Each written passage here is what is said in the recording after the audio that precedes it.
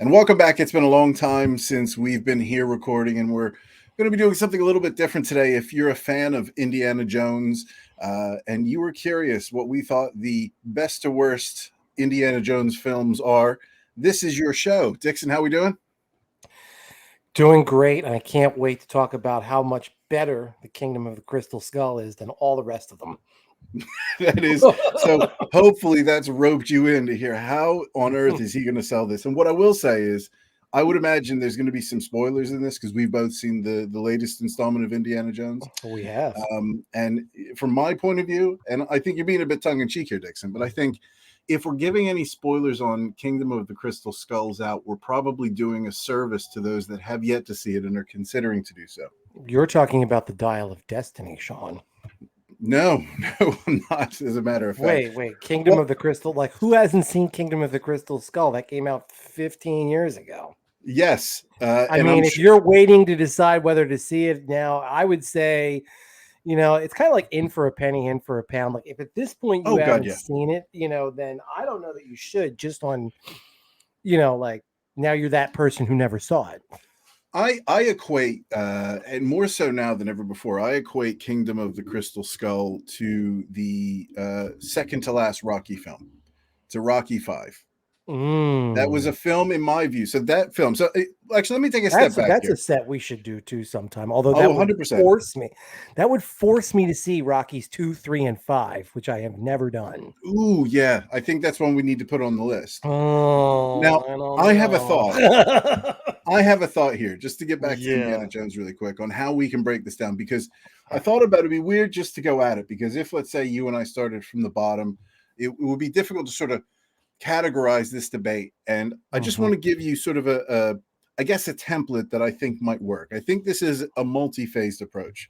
Okay. I think we have the old Indiana Jones universe and the new Indiana Jones universe, so to speak. What is the prime Indy and what is the older Indy in these sort of late declining fashionable what are fashionable remakes, or not this isn't a remake, this is actually a continuation.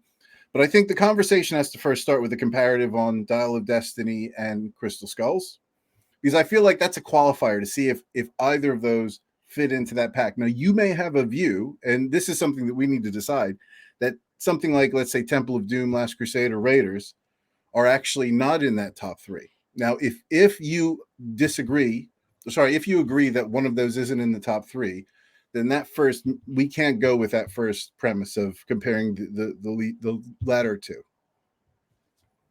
So how do you Sean, I want to be clear here that this is going to sound like a hot take for the purposes of this video. No, don't do this. If you just don't, I don't want clickbait. I want you to be authentic and genuine here. Authentic. I had not watched The Kingdom of the Crystal Skull all the way through since I saw it in the theater in 2008 and walked out disgusted. And I want to point out, I watched it again as well, 2 days ago. Irritated, disgusted, and every other thing. So I watched it last night with my son. And Sean, I was very pleasantly surprised. I enjoyed the hell out of that movie. And in fact, I think I am willing to say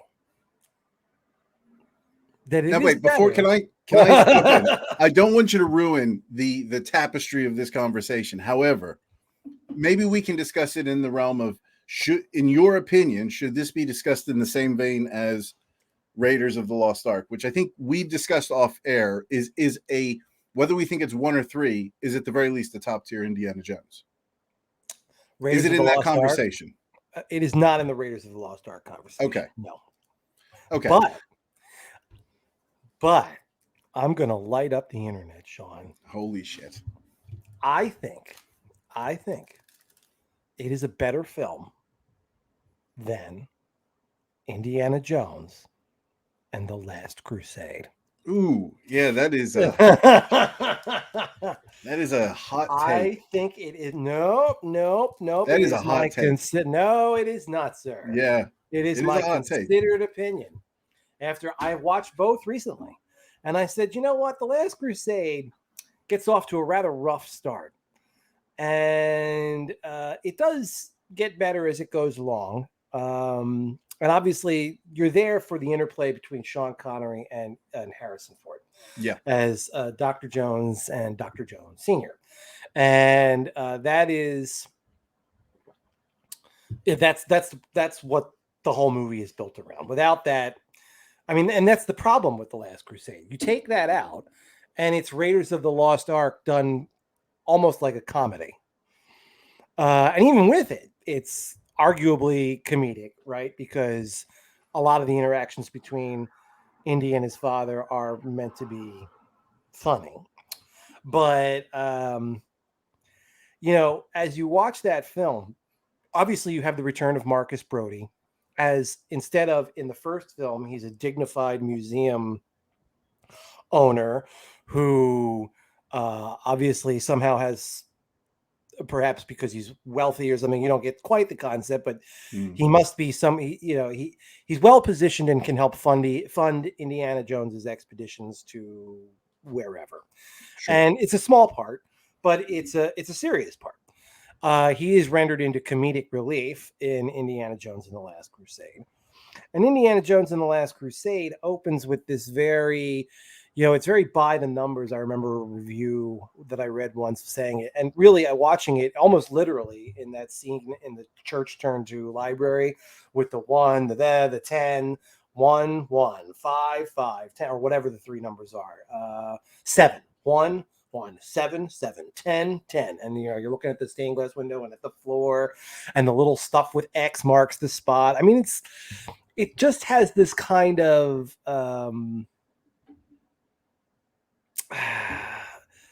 light. I mean, there's nothing wrong with lighthearted. Don't get me wrong. It's a fun movie. I'm not, by the way, I want to say this very clearly. I would watch any of these movies again. I'm not saying that any of them are bad. Yeah. But I'm saying that The Last Crusade is more clearly derivative of the first film. And I think intentionally so. And we could talk about the Temple of Doom and why that was done. And I think, although there's some really fun stuff between Harrison Ford and Sean Connery, those of us who are of a certain age, I think, tend to look at that film with a certain degree of rose-tinted glasses. And I think there was also a lot of hostility towards George Lucas coming out of the prequel films, which are also, I think, as I get older, I've decided there are problems, and the problems have been well documented. And what those problems are by the red letter media in particular, I think he gave the most focused criticism of those films. But in so doing, he both overplayed it, and I think he kind of almost like a cleansing. Like he got it all out, and okay, good. We know the acting sucks. There's an over-reliance on CGI at times, which leads to very flat and boring direction in terms of there's a lot of walking, stepping in the center of the shot and talking like that. But those movies we could talk about some other time. With respect to this, though, I think there was a lot of this hostility coming at George Lucas, and I'm prepared to defend Kingdom of the Crystal Skull on terms very similar to the ones I would defend the prequels on as we move this conversation forward. Sorry that took so long. No, that's okay. I am a little bit surprised that you, on a second watching, rated Crystal Skulls. My second watching, so maybe we open with Crystal Skulls because I think we need to get over this hump. Crystal Skull, Sean, just the one. Is it Crystal Skull? Sorry, no, because it was plural skulls in the film. So maybe you're right. Me. You're right. Yes, yeah. Yes. Was it Crystal? Hold on. Kingdom of the Crystal Skull. I have something for the audience here. I've made a little ranking chart. And I need to do this over here. So let's just see. We have Last Crusade. Don't worry, it's not going in any order, Dixon. So just relax. We have. I can't even read that actually. That's Raiders of the Lost Ark. Oh wait, no, that's Indiana Jones. Oh, it is Skull. Singular. You were right. Kingdom of the Crystal Skull. Yeah. Yeah, you've won a point already. So I rewatched Kingdom of the Crystal Skulls, and in doing so, it cemented my view that for me, it was the most disappointing Indiana Jones. I didn't hate it. And there's rose-tinted glasses for me with Indiana Jones, the character and the franchise. However, when I looked at that, I thought this is what you will genetically, Harrison Ford is one of probably the most gifted actors in Hollywood with how physically fit he is in his mid to late 70s, going into his 80s for this film, for Dial of Destiny, the next one. He was about And 60, 65, 66 for yes. Kingdom of the Crystal Scroll, and 80 years old on the nose. So for Dial Kingdom of of the Destiny. Crystal Skull, I would postulate that many people watching this would think he looked like he was in better shape and in better condition, and maybe even younger than me in that film. And you had a 100%.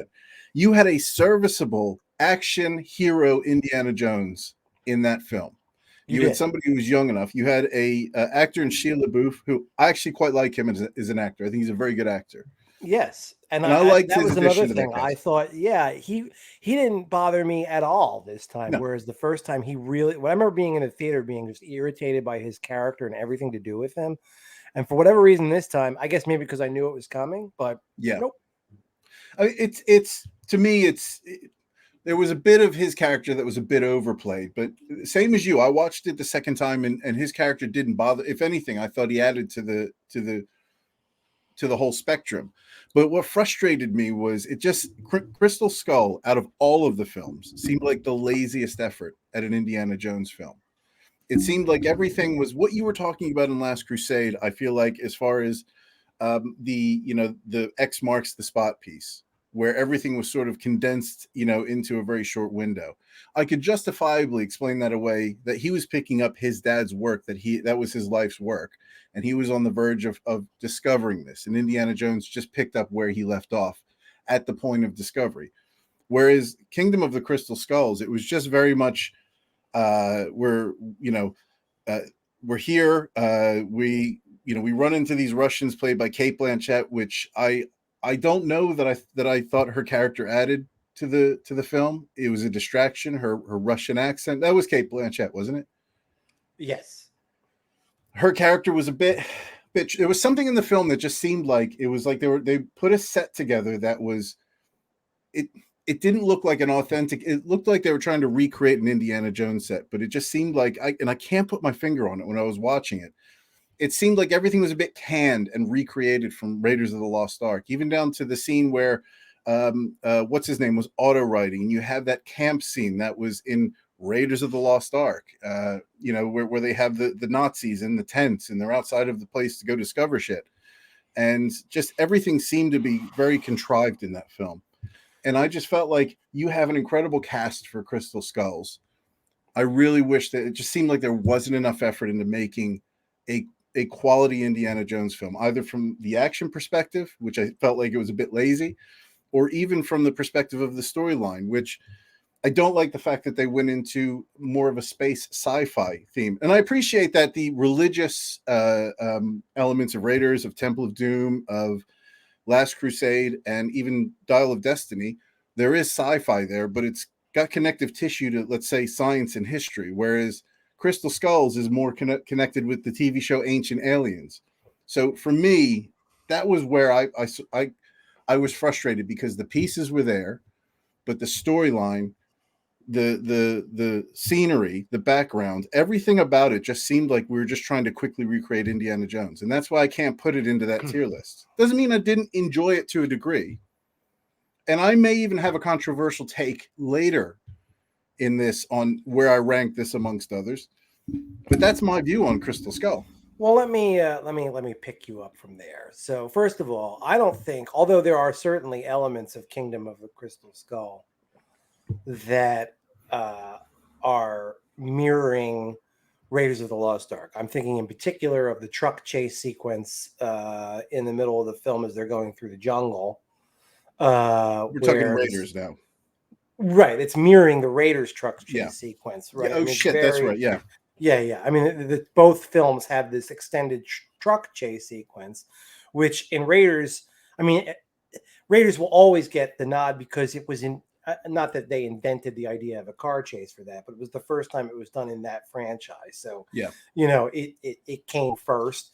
And it's honestly also better executed overall staging wise, right? It just is a much more tightly done and exciting chase, probably, than the one in Kingdom of the Crystal Skull. But we got to leave Raiders out of this. Yeah, because and I want to say just on that before, just real quick, I watched all of them. except for I didn't go back to see Dial of Destiny. And that car chase scene in Raiders, that truck chase, whatever you want to call It's it, astounding. it's still excellent. It is an excellent car chase scene. Sorry, go ahead. Oh, it's tremendous. And we'll talk about Raiders separately. What I am going to say here is that what's very clear is that, to me, even as you were talking, and I don't know that I would have put it quite this way, but you're right. Kingdom of the Crystal Skull is a remake of The Last Crusade. I mean, all the same plot points are there. And the thing that you said at the beginning, I don't think is quite correct.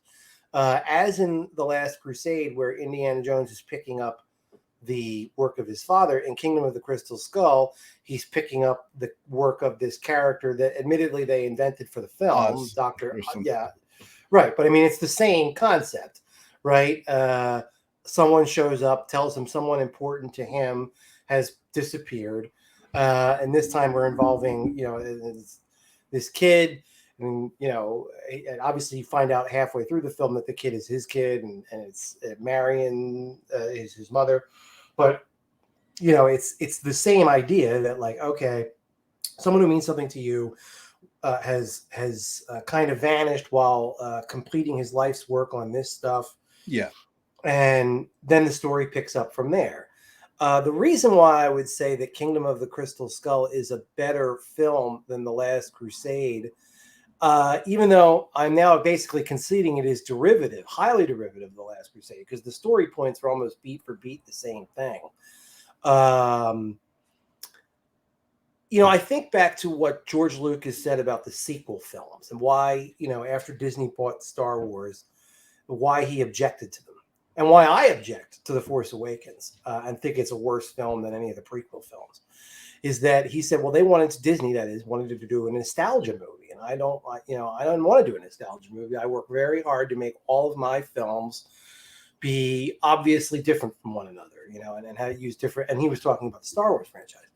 Well, if you look at The Last Crusade, Kingdom of the Crystal Skull is a little bit like if they had done it at that time. It's like kind of going back and doing that film. But instead of just rehashing, taking the Raiders of the Ark of the Covenant and substituting a Christian artifact, the Holy Grail, in for it, and then otherwise bringing back the same set of the characters, similar looking scenes, the same villains, scenes as settings, deserts and ancient archaeology and all that kind of thing, we're going to do something very different. Just as the Temple of Doom, for what anybody else wants to say about it, is substantially a different film from Raiders of the Lost Ark.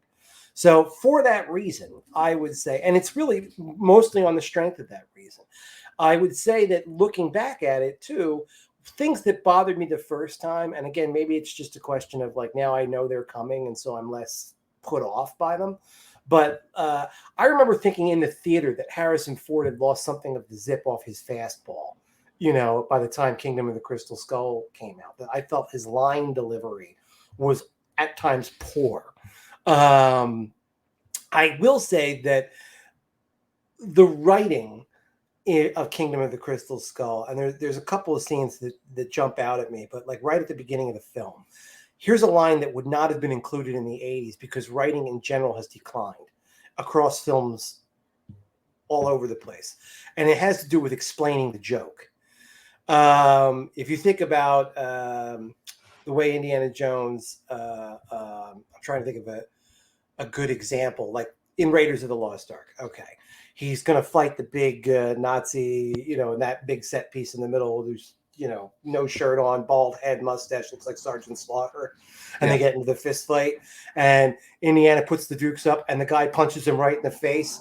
And then he like stunned for a second and then just falls on his butt. I mean, they're upending your audience expectation there. There's no line to explain like why that's funny. You just laugh at it. Yeah. Now take the opening of the Kingdom of the Crystal Skull. So he takes his whip. He's chasing one of the trucks out of the warehouse, and he's trying to land in the back of the truck, and he swings for it, and he misses it, in classic Indy style. That's a classic Indy visual. There's nothing wrong with it. And he lands in the trailing truck. But then we have a shot of him saying, damn, I thought I thought it was closer, or something. Like he explains why he failed, which is not something that would have ever happened in the 80s films. So to the extent, there's a couple other moments like that in The Kingdom of the Crystal Skull where it's like, man, it just wouldn't have been, you would have relied on the audience's intelligence to understand what the joke was without inserting a line to explain what the joke was. Yeah.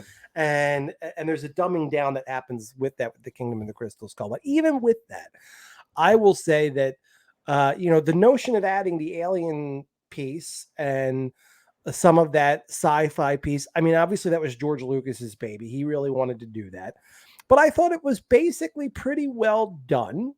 It fits within the Indiana Jones milieu, in terms of, it starts as an archaeological expedition and then it takes a surprising turn. But you know what? As an audience member in 2008 who was just turning 30, maybe 29, and I was at that age where nostalgia starts to cloud the brain. Yeah. I really, was offended by it. As a person who's now seen nostalgia take over the culture entirely, top to bottom, thinking back on it, it's like, you know what, that left turn actually is maybe the strength of the film. Is that, we're not going to just repeat the same thing over again, beat for beat. Like we've patterned it after The Last Crusade. We've given you your little nuggets. I mean, one of my favorite little, very subtle callbacks to and again, showing that it's a remake of The Last Crusade, not Raiders of the Lost Ark, with the motorcycle scene chase, which again, I thought was, although implausible, actually fairly effective through the town after you start the little fight in the soda shop or whatever. Yeah. Bar. I enjoyed those scenes. Yeah, and then when they get to the part where he finally loses them and they run into the statue of Marcus Brody and it knocks the head off, and there's a cut to Indiana Jones sitting on the back of the motorcycle that Mutt is driving, and Mutt kind of smiles and laughs and looks back at he doesn't know he's his father yet, and he's just got an absolutely flat expression, like, yeah, there's nothing funny about this. Well, that's a cute little callback to the scene, the turn the scene over in The Last Crusade as they've escaped the Nazis, and you get the same interaction, and it's really well done, and it's subtle, and they don't comment on it. That it's just left there as a nugget for the audience. Much better. So anyway, with all that said, this is why I think, and it's not that The Kingdom of the Crystal Skull is a perfect film or that it's by a wide margin, but I think there's something to be said for the originality of the thought that audiences in general, they like more of what they've already got. They like to know that what they're getting, this is a studied thing with audiences, but George Lucas and Steven Spielberg and these folks, they're creative people, and creative people, generally speaking, don't like to repeat themselves ad nauseum. Yeah. And The Kingdom of the Crystal Skull actually avoids that, which is something, I think that's something strong to be said for it. I think there's a few things I want to pick up on that, because I don't think the film was poorly made, and whilst it's not, was it the way the ending was, I'm going to come back to the alien piece in a second, because it wasn't the fact that it was the aliens that necessarily bothered me, because there's a historical precedent with a conspiracy theory on these crystal skulls. I think there's crystal skulls somewhere that somebody's probably molded, but then somebody says, no way this could be done by humans at this time, whatever. Right. I think there's a few maybe contradictory points in your view here. And first, if we talk about the writing, and if we're comparing Last Crusade, I think Last Crusade is probably up there as a good standard of an Indiana Jones film for me. And I think if we talk about the writing, that whole storyline unloads from the sort of the Genesis story with him as a child, River Phoenix, those scenes, and I quite like those scenes. I actually, when I first watched that, I love this Genesis arc, this story of where Indiana Jones comes from. I remember actually it was one of the first books I read, reading this story, having this connection with this character, and I really enjoyed that. And I love this evolution with Sean Connery, his father, and learning how he got his name and how he got his personality, how he got the scar on his chin. All these things are addressed that when you haven't seen an Indiana Jones film in ages, and I don't know that Last Crusade, from my perspective, was expected. So there is, again, rose-tinted glasses. But I felt like the storyline was very well orchestrated and very well bled out from start to end. Whereas in the Crystal Skull, I felt like it was, they spent too much time wasted. So that whole first scene with the nuclear blast, whilst it was good cinema, I thought it was just not a good scene. There's so many things that bothered me about it. And what makes good sci-fi is you can look past the inaccuracies of what is and isn't possible. And I think Crystal Skull bothered me because I really struggled with the fact that he got into a lead line fridge and survived a nuclear explosion. And I thought, yeah, that's okay. I'll let that go. But then, that scene, that whole beginning component took what, 15% of the film's time? Yeah, it's longer than I remembered. Right. Now, It was. and it wasn't Although, that you know what, though, the sequence at the beginning of The Last Crusade also goes on for quite a while. It's about 15 minutes long. I enjoy, but the thing is, I enjoy that sequence, bringing in that whole story of his fear of snakes, and River Phoenix, excellent actor, in his day. May he rest in peace. May he rest in peace. But the Last Crusade, if we even compare its humor, that humor component, I would even say that Temple of Doom was even more sophomoric. Is that the right word? I don't know. Is it more? Wow. It Trying certainly to had find its sophomoric bits, like with the elephant and like her at the campsite and all the animals. I mean, and the bug thing. But yeah, sophomoric is a great word for like the gross out gags at the dinner. Yeah, I would say that the comedy bit, the precedent was set by Temple of Doom. I think it was orchestrated so much better in Last Crusade with a higher caliber of actor. And I think Crystal Skull picked up that precedent that was set by Temple of Doom, not Last Crusade. So for me, the storyline, I think it, because you're losing 15% of the film, to introduce Ray Winston as a double or triple agent or whatever, it doesn't add that much to the beginning of that story, because we kind of learn what's going on when he meets his son. And in the beginning, it's almost like, well, this is a crazy coincidence. His son happens to show up at the same time he's kidnapped by the Nazis for the same skull.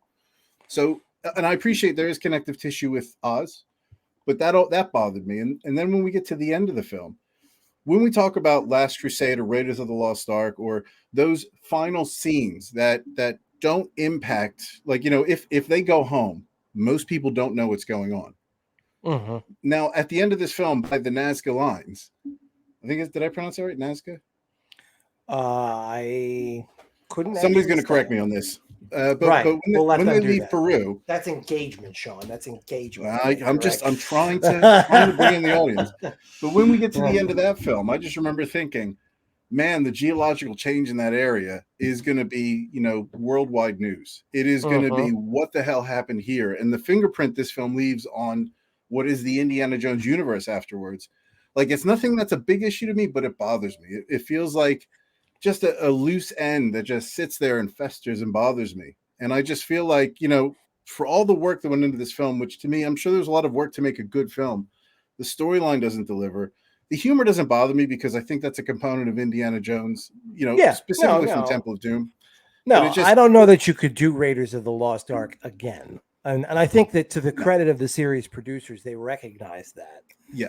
And so they went, and I never thought about it before, and it is because it's such a strange mix, because Temple of Doom is at times so dark that it can be easy to forget that there's a lot in it that is sort of moving in the direction of The Last Crusade and doing comedy bits, in the film. Certainly from its opening, it's giving you that lighter tone, or implying a lighter tone. Whether it gets there or not is another question. But I want to make my controversial statement, and it has to do with Temple of Doom, because I rewatched that last night. Yeah, I had to rewatch it twice because I was not losing interest. And if it's on TV again in a month, I'll watch it. That's kind of a rule. If you're an Indiana Jones fan, it's on TV, you watch it. There's no question. Yeah. You put it on. If you got nothing else going on, it's on in the background. And Temple of Doom, when we talk about those loose ends, and we talk about the storyline, and we talk about the humor has to be good to be pulled off. And I think Last Crusade, the humor is very good. It's very fitting with the film. And I don't think it takes away from the action of the storyline. I think in Temple of Doom, there's a lot of things that really troubled me. And as a kid, I would say it was my favorite. As I'm getting older, I'm questioning which of the bottom three Temple of Doom sits in out of all of the Indiana Jones films. After I watched it a second time. Now, I want to stress, and I feel a bit guilty about this, because Indiana Jones is like family. I don't want to be trashing family. Well, Indy's again, part of the. ranking it the fifth out of the Indiana Jones movies is still like, that's not, if you were to say that it's the fifth. We're talking about Indiana Jones movies, not Transformers movies, right? No, Right. it's. So Temple I of Doom still is love still Temple of orders of Doom. magnitude. Right. Exactly. That's my point. I still love Temple of Doom, and I probably would never put it above Crystal Skull, no matter what, in my view, just to sort of push us forward in that direction. But Wait, you would I'm never put it questioning whether above Temple of Kingdom of Doom the Crystal Skull or behind? Oh, yeah, it in depends on how you're looking at so above. so Okay. Crystal Skull for me. I don't think anybody's going to be surprised given the nature of this conversation. That is tail end for me. That Yeah. is back of the pack. That doesn't meet the standard, in my opinion. Now, I think you're going to have a different position on that. You're correct. But Temple of Doom for me, I didn't expect this when I watched it again. I question whether that's number 4 in my list when we come to, like, for me, unless you say something to change my mind, I don't see that making it. It's between that and Dial of Destiny. After I've seen that one, Well, I will say that as time has gone on, Temple of Doom has increased rather than decreased in my estimation. Now, I'm going to preface that by saying I'm not Temple of Doom surprised. probably has the most problematic, from a modern audience's sensibilities. Yeah, Although you get quite a bit of it. Actually, I was surprised by how much of it there was with the native depiction of natives of like the Amazon in Kingdom of the Crystal Skull, given that that was made in 2008. Certainly 1985's Temple of Doom. It wasn't even the film's banned in India for valid reason. well, can I just want to mention that because I didn't say this to my, in my brain, there was a thought going around that my brain was like, no, no, no, you're being silly. But it was almost like the way they were portraying these tribes, it was almost as if he went into like a special needs school. And it was like seeing people that were exceptional that he was here to help, and they were a bit weird, but Indiana Jones is here to help. And it was Yeah, like they right. weren't portraying them like they were just like you and I, but with a different culture. It was like there's this fucking weird culture that Yep. Indiana Jones is dropped in to save, and Yeah, it's the that was white something that savior played in my narrative. mind. Oh What's yeah, that? it's the white savior narrative played out. There's no doubt, right? And this Yeah, is it's an old narrative. It's a problematic narrative. So I recognize that that's an issue, and it's not. When I say it's a problematic narrative too, the film does absolutely nothing to complicate it whatsoever, right? There's not any kind of sense that this is something that is maybe questionable. I mean, the film is based, and that's I think a lot of part of what's lost about the Temple of Doom to most modern audiences, but wouldn't necessarily have been lost to the adults who went to see it, maybe with their kids, and mm. who came out complaining about some of the level of violence in 1985. Which is that, and if you ever check out like something like She Who Must Be Obeyed, which is, I believe, based on a novel by J. Ryder Haggard. Just checking myself on that. Yep. Or H. Rider. I said J. H. Rider Haggard, who also did The Lost World and John Carter of Mars, I believe. He's a well-established fantasy adventure novelist from the Victorian period about whom he did King Solomon's Mines, that's something we could talk about while we're talking Indiana Jones. If you've ever seen Never seen it. they were made in the mid 80s as a like they were Indiana Jones knockoffs, starring Richard Chamberlain and a Oh, couple. Oh, they're interesting, but I mean they're this bad, but they're this is where interesting. I miss out on not being the cinephile you were over the last 20 years. I liked Well, film, yeah, but it's been a I while. would. It's been a while You're a since I've film been good. buff.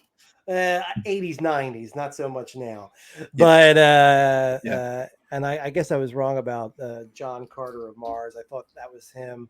But anyway, he's an adventure novel writer. And if you look at the film from the 30s based on She Who Must Be Obeyed, and like look at the setting and like the way that the set design was done on that, and some of the big set piece action pieces, you could see the exact like inspiration for the Temple of Doom visuals, right? Yeah. And they just are lost on people, even kids who saw the film, because when you and I were kids. Now I didn't see Temple of Doom till I was older. My parents certainly. I mean, I was only 7 when that movie came out, and that one has a reputation that it was the last, of course, of the 3 originals that I saw, because my parents were a little conservative about what kinds of films I might see. But anyway, the Temple of Doom, it just has a basis that even kids who saw it at the time have no idea about, which is also probably true to a certain degree of Raiders of the Lost Ark, which is the most clearly based on serial film stuff, like, movie series. I had all that because my dad was into these types of things. So I knew that.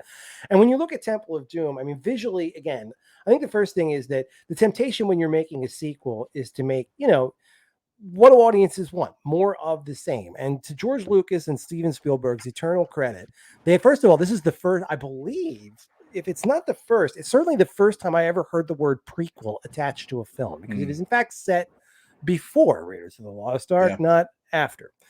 And having been set before it's set in a completely different country with a completely different set of films. And, George Lucas is always doing pastiche with this stuff. And it's informed by a completely different visual and film language, starting with the music, the big musical number at the beginning, which is again out of 30s musicals and 40s musicals. Like, I've seen things that this would have been based on, including, I'm trying to remember what's her name. She swam across the English Channel famously and then was in movies. All I can come up with is Elsa Lancaster at the minute, and that's not right. But it begins with an E. Anyway, she Esther Williams. The song, for audience members who may not know this, that's now a Christmas song, somehow got turned into a Christmas song. It was his own controversy. Baby, It's Cold Outside in this country a few years ago.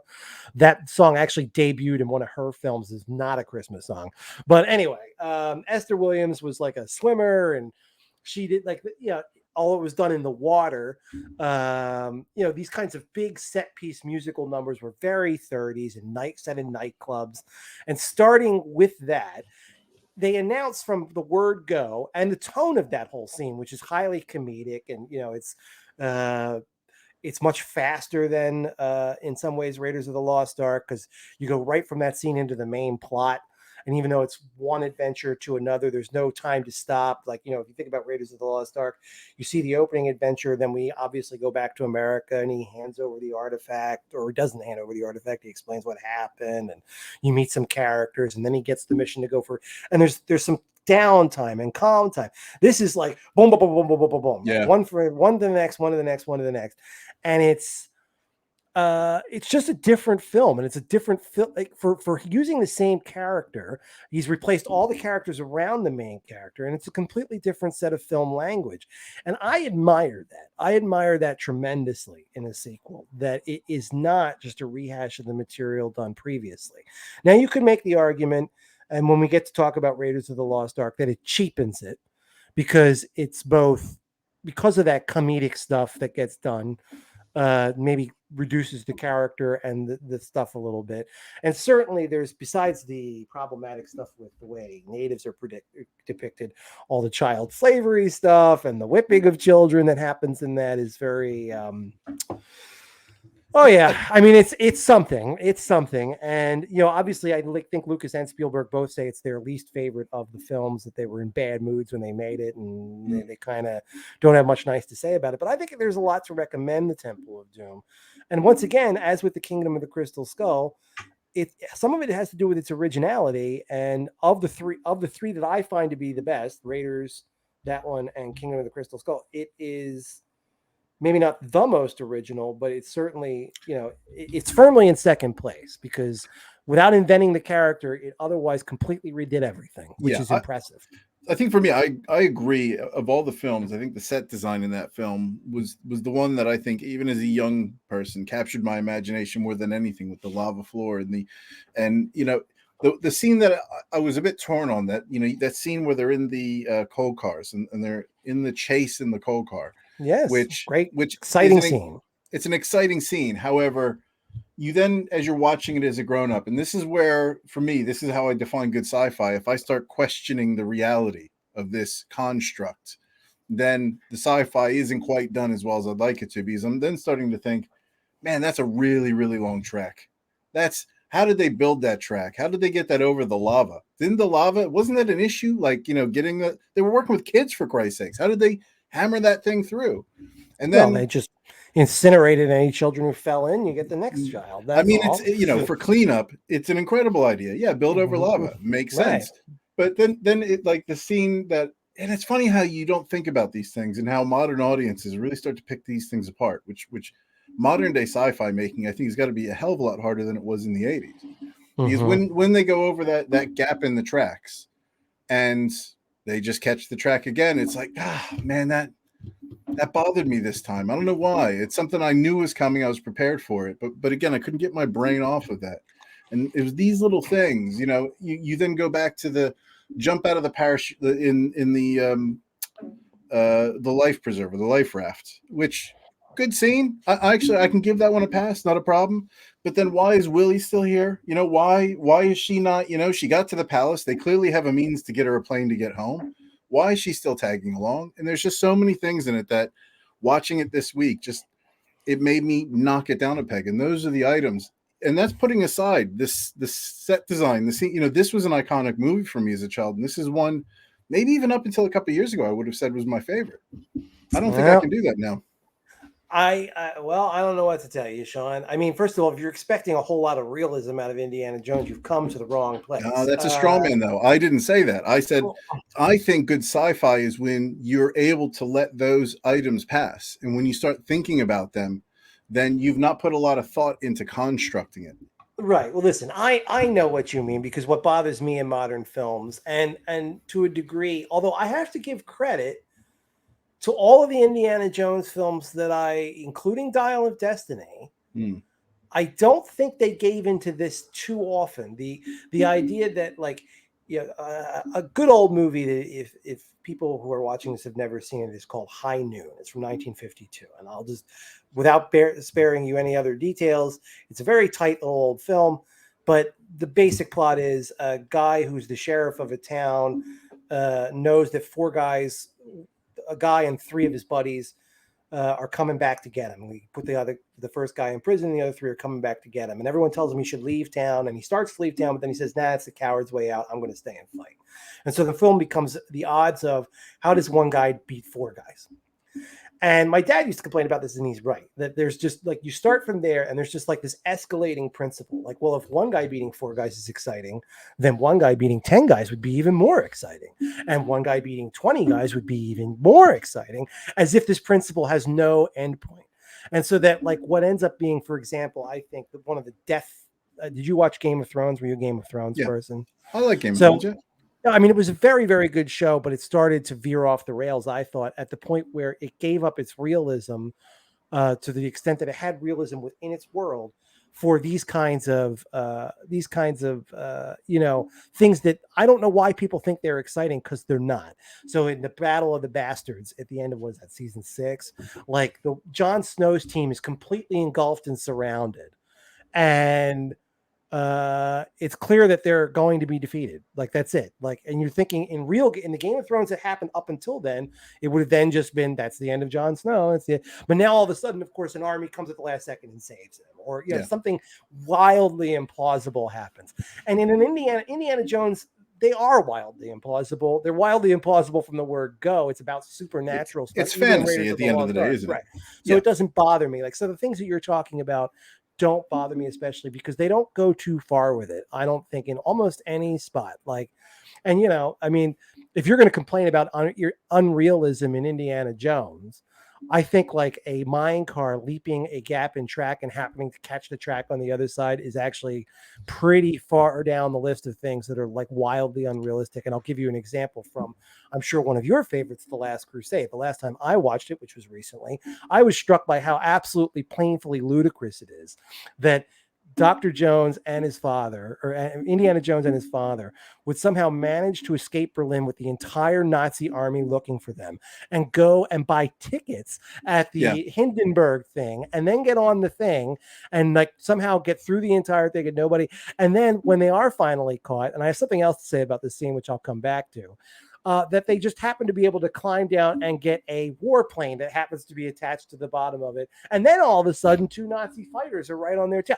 I mean, none of that sequence makes any sense if you give it any thought at all. But it's well constructed. It's so, and so is the Minecraft scene, which you already said, the minecart scene. No. But for me, I would say that scene, that whole series in Last Crusade where they escape from the Nazis, that I really the bit where he meets Hitler is amazing. I mean, it's absolutely amazing. Like that was, but everything about, like, even the scene where he's in the plane with he's like 12, 11, 10, 12 o'clock, like that whole series, and like the academic taking out, like, for me, even the no ticket piece on the the blimp, that's funny. It's funny. The Zeppelin, it's well crafted, well written, well scripted, and again, I'm being hypercritical. It scores low on the plausibility.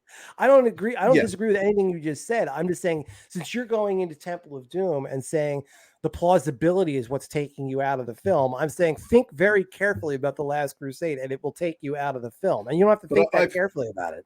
But for me, I've made a fairly solid argument. I can differentiate 2 different scenes, 2 different films, and say this one is done so well, I'm not bothered about the things that are correctly inaccurate. Whereas in Temple of Doom, I started to really, it started to really occur to me that these things were there, and I was having more trouble giving them a pass. Why? Because I don't think they were orchestrated or choreographed as well. I don't think that's why I don't think that minecart sequence is done exceptionally well. I think the sequence is done well, but I think the construct of that sequence started to bother me with plausibility throughout. The how fast they were going and how long they were on that car. My mind as an adult was starting to think, how long is this tunnel? And why are the tracks so up and down? Some of the areas it was dead straight. Why are you going up and down? I don't understand. And whereas on the Last Crusade sequence, those questions occurred to me, but I'm like, I'm really enjoying the scene. I don't care.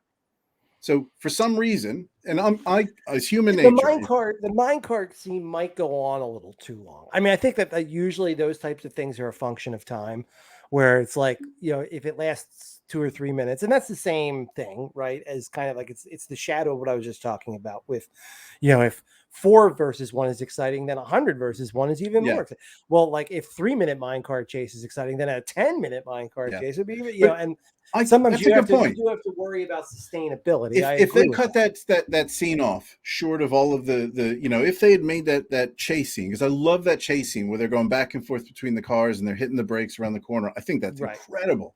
Oh, it does go on, because I've not mentioned the fact that Short Round kicked the shit out of 3 adults, and he's all of like 60 pounds. And I was like, he was, it was, for me, I was like, fine, let's give this a pass. This is Indiana Jones fight choreography. I really enjoy it. Right. So it's, and I can't explain why my subjective mind has decided that that's more problematic than Last Crusade. It's a preference thing. Can't control that. But those are the reasons I may be pulling back on Temple of Doom, and more the reason I think I've elevated Last Crusade in the last 10 years above Temple of Doom for me. Well, let me give you an example of why The Last Crusade, the last time I watched it, was like, every time first of all, until accepting the opening sequence, which is a different thing, and that's interesting enough. But until Sean Connery's character, Henry Jones, arrives into the film, it's really not very good. You know what I mean? It just flat is. I disagree. I really like that first. I mean, really enjoy there's a lot in it that's very, very. I was struck by how, like, again, it just felt. You know what it felt like? It felt not unlike, and you and I watched at your recommendation. What is that? National Treasure. Yeah. And National Treasure, I think you would probably say is as I mean, it's not that it's bad, but it's like it felt like that level. It's not. It's definitely. I wouldn't say it's. Comparatively to National. If we were to compare that to National Treasure, I get that first scene is sort of along those lines, but it's connected like in to the library, and it's not just the first scene. Like, I mean, especially that first scene. I don't know. There was something about the staging, the delivery. It suddenly felt very 90s. even though it was made in, I think, the same year as Batman, so it was like 89. And it just, I don't know, it was just flat and kind of whatever. And then we could talk about the weirdness of the plot point that's completely unnecessary, Mm. that Dr. Jones and Indiana Jones have both slept with that Nazi lady, which is just very weird and has nothing to do with the movie otherwise, and is like, I have you no know, issue with you that. get the one comment. Well, I don't know. I mean, this is a movie for kids. I mean, people complain about the Is it? Temple of Doom. Well, I mean, it was intentionally lighter in tone, right? Yeah. And the reason why Temple of Doom got so much crap was because, now, admittedly, there was no PG-13 rating when it came out, and that's, a whole story that everybody knows. Yeah. But Raiders. Yeah, like, I did read that. right, but like Temple of Doom got so much crap because, like, oh well, I took my kid to see this movie and it was too brutal, it was too violent, hearts are being pulled out. And I mean, if I'd taken my 8-year-old to see it on the strength of a PG rating, thinking, oh, it's George Lucas, Steven Spielberg, the guys who did E.T. and Star Wars, this will be fine, and then like someone's beating heart is pulled out of their chest, I would have been upset too. I mean, I Yeah. get that, especially as somebody who does have an 8-year-old, but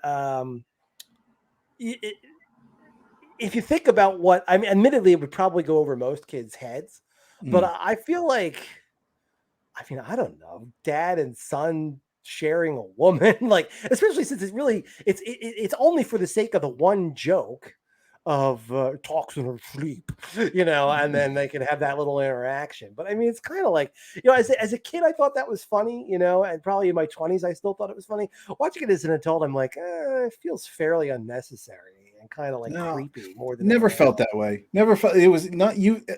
It's only occurred to me now that you've mentioned it, and even now thinking about it, I think it works in the plot. She was using her body to get in with the Joneses. It Sure, makes which perfect introduces sense. a concept though that's really not in Indiana. And now you could say that that's creativity or whatever, since I like to cite creativity, but I don't know. I mean, like, it's a little bit more something than I would think that. Yeah, It's not on brand, I think, for you. Is to me what yeah, I I would think say. It's not on brand for the film that's a good franchise. way of putting it. I Right. think for the purposes of, I think we've made some pretty. I think we made good progress. And I think we need to probably address Dial of Destiny, because we've left that one out of the whole tapestry here.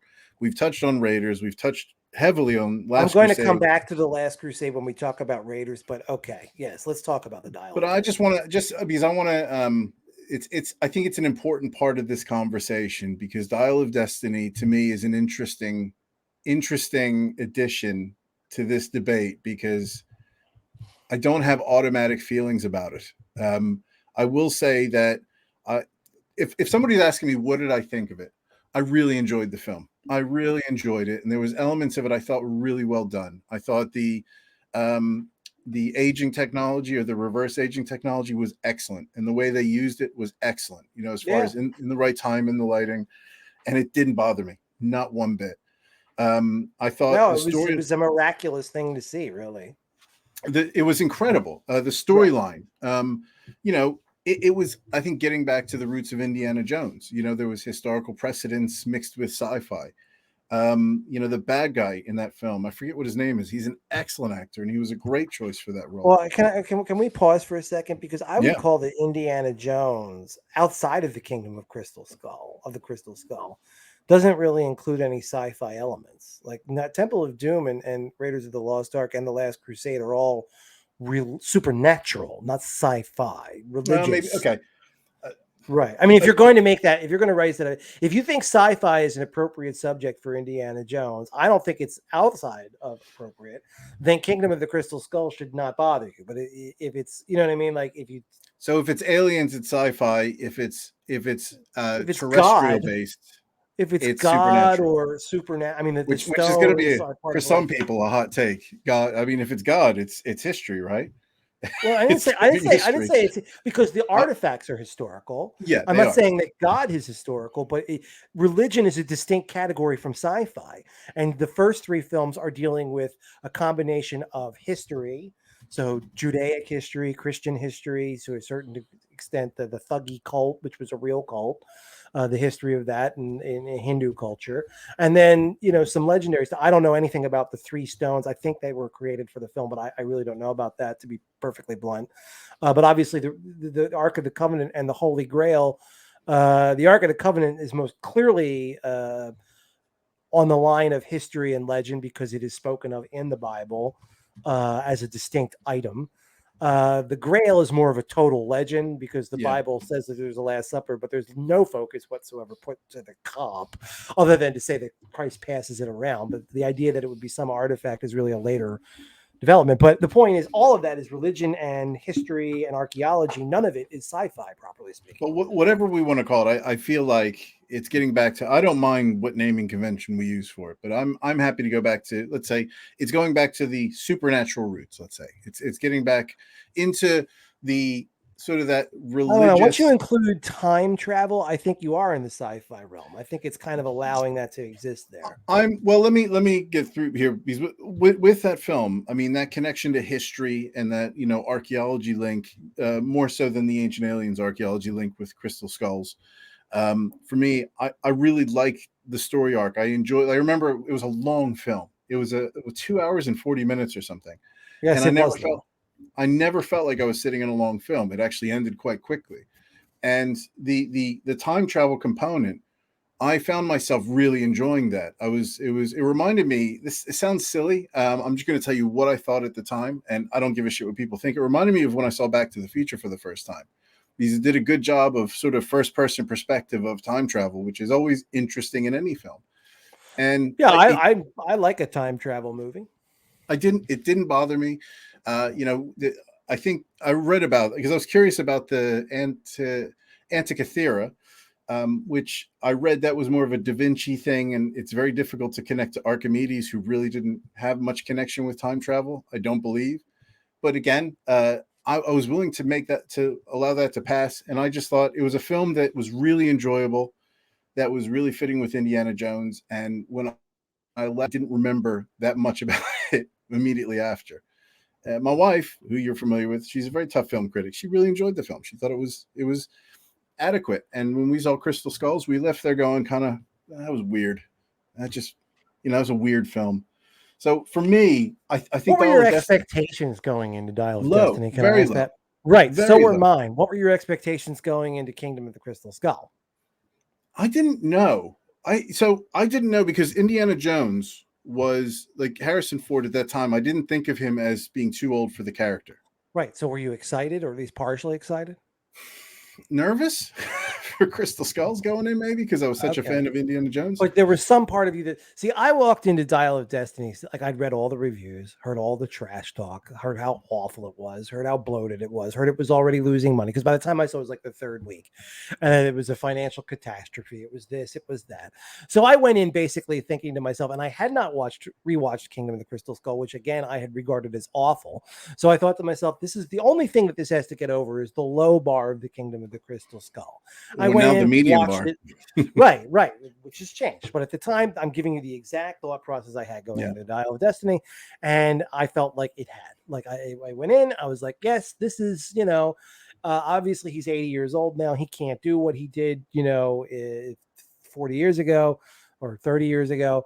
But it's like more or less an Indiana Jones movie that I can get behind. And I really wanted to not be an asshole about it. That was the other thing. I wanted to be charitable, thinking to myself, be open.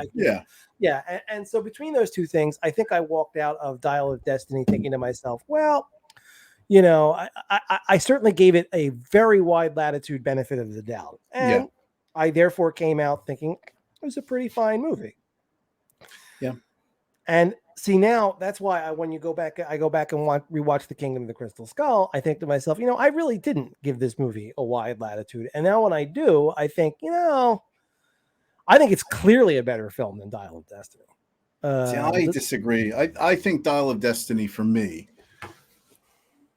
I didn't struggle. Like, again, I just immersed myself in the film, and I wasn't distracted by anything. I was interested to see where the path was going, where the story arc was going.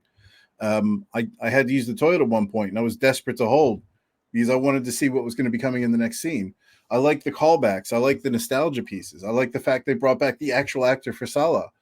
It was very good. I like the fact that we're bringing the Nazis back into the fold. There was a lot, right.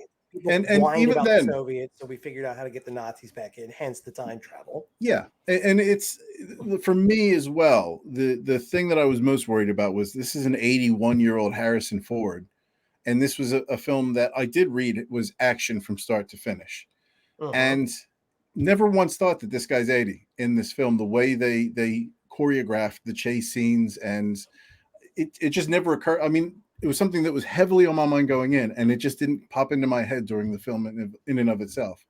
Whereas when I watched Crystal Skulls, and I don't feel like I went into that film any different than I went into Dial of Destiny. I think I was more pessimistic because of the reviews of Dial of Destiny that I had sort of half listened to.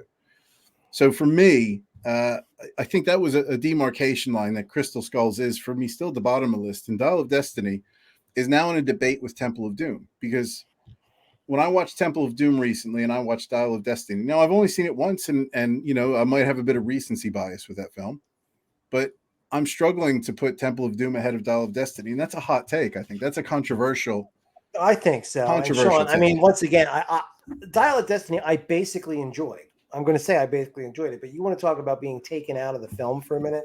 Do you recall the sequence where they're on the boat and I forget the character's name, I'm sorry, is translating. She was very good in it, by the way. Yeah, I thought so. I thought she did a good job. But she's translating this thing for them so that they can find the thing in Sicily or wherever they're going next. And then she manages to start a sequence where she and Indiana Jones and the kid get off the boat and start heading away towards where they really want to go to. And the bad guy gets the binoculars and puts his binoculars up to his face and says, "Oh, they're not heading north; they're heading west. They're heading east, or whatever he says." Yeah. How do you go from they're heading east to finding them at the exact location that they're going to without any other knowledge? Didn't they follow them? Well, I mean, you have to guess that must be, but the idea seems to be that they're so far away that following them and the boat is disabled or something, as I recall. So this is a person. I remember sitting there going like, okay, and I'm not the only one. I've seen reviews to talk about that and saying like that's a moment where they just appear Deus Ex Machina, like where they need to be at the end of the film for the sake of having, you know, a final chase sequence before you find the Dial of Destiny or what have you. See, for me, that was a bit redeeming to a degree, because I thought, well, they can clearly see they're going somewhere. They've rused them and they've pulled away. So they would be really stupid to just go to the place after being sort of overrun by the three people, and they escaped. I can't remember the Phoebe Waller-Bridge. That was bothering me. I was having trouble with that. That was the female actress, of course. Sorry, and this is what I mean. I am no longer a movie buff. I don't know who anybody is. Sorry, Phoebe. But it's not personal, Phoebe. I think it's a fair point. But again, you know, if you're gonna, let's say, if you're gonna be critical of Last Crusade for some of the what was the one that you said, the inconsistency with the Zeppelin scene, I would say that the Zeppelin scene is way more problematic than that scene. You mean probable? No, problematic. The Zeppelin scene is way more problematic than the really? Yeah. No, that scene. We're comparing scenes. Yeah, I know. I understand. You think that the Zeppelin scene is more problematic. I guess you're right. I mean, because I could say this is somebody who's got 900 reasons why. Somebody who's got obviously endless resource, who can then say they're going west. They're clearly not going in the direction they need to be where they need to be. And I don't know the logistics of where they are in space time to be able to determine that. But I'm not going to nitpick on that. I think there's other things you can nitpick on in that film. I think the Archimedes and time travel thing and the Antikythera is a bit more problematic because, you know, they had to sort of get this this construct in with Archimedes so that whole storyline of, you know, the Nazis and Indiana Jones and that sequence actually being a part of history without them knowing it. And I think there's some time travel components as far as how did Archimedes know where the wormhole was going to be? If that's not how his device I works. mean, I'm not going to sit there. Things I'm not going to parse out is how did Archimedes know where the wormhole would be in That's this exactly island? it. Get the hell But out of here. we're I mean, like, parsing. But I'm willing you're to accept parsing. You're parsing out to I think a greater degree this smaller plot hole, whereas I'm actually saying there's bigger plot holes in the film that I've passed up on. Uh-huh. That is a much bigger plot hole. Well, I do, except that one is set in. See, once you start getting into the time travel piece, all bets are off. When you're still dealing in the relatively real world of we're both looking for an artifact and they're chasing me, and we're both trying to figure out where it is, and you're giving me this giant head start and implying that my boat is disabled, as I recall that's what happened, then you are leaving open the question, well, how do they figure it out? But I agree. I mean, it's still just a movie where you could say, they figured it out any one of a number of ways. Hey, one of my favorite movies, The Fugitive, the one plot hole that I think is in that film, as much as I like it, is that he winds up at Cook County Hospital looking for the one-armed man. How did he know it was Cook County Hospital? Could have been any hospital. Chicago's got one hospital. I don't think so, But anyway, and I've watched that movie a bunch of times trying to figure out, do they tip it off anywhere? I don't think they do. It's just he just guesses the right hospital on the first try. But you know what? It's a movie.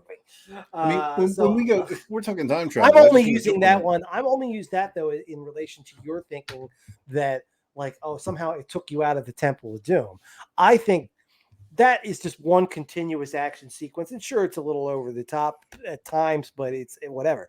This is like a plot point that's just like, oh, there they are. How did they figure it out? Yeah. We declined to say. You know what I mean? Like, but without the nitpicking, Dial of Destiny. I mean, it was, again, none of these movies are what I would call bad.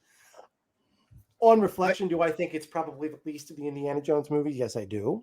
And I think that I mean, a lot of it just has to do with the time that has passed, and it's hard to put together an Indiana Jones movie where he, of necessity, can't totally be the star of his own film. Does that not make it a better film than Crystal Skulls, though? Just the fact that they were able to pull off a highly serviceable Indiana Jones film. I thought the scripting and the pacing of the movie was excellent. And the fact that he was 182 didn't bother me one iota. I mean, if you're talking from a technical level that they were able to get around it, I would agree to a certain extent that is true.